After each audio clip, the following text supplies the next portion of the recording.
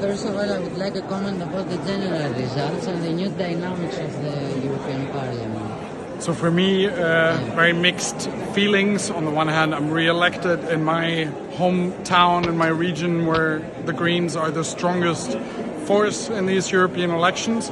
But overall, in Germany, and I think also in many other European countries, the results are weaker than we had hoped. The issue of climate change is not as much as the forefront as it used to be. And what about the participation? Do you believe that because it's summer, because it's not, for some countries the percentage was small? Well, I mean, the dynamics are very different depending on where you look. In the Netherlands, in Denmark, we're the strongest party. In others, in France, we have lost quite a bit.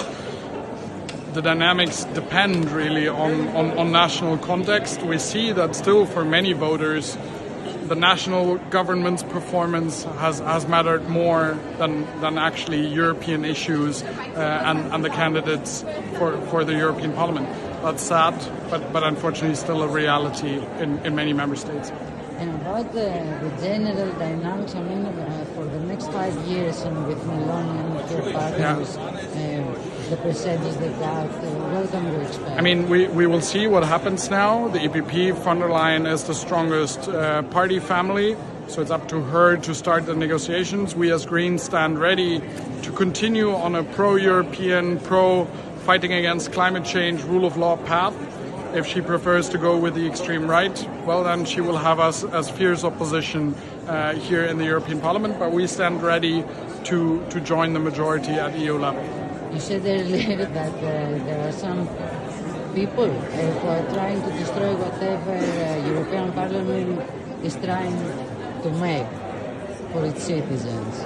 Yeah, I think, you know, a coalition with Meloni, other Eurosceptics, enemies of democracy, really. You know, they haven't done the job here in the last 5 years in the European Parliament. They want to abolish this place.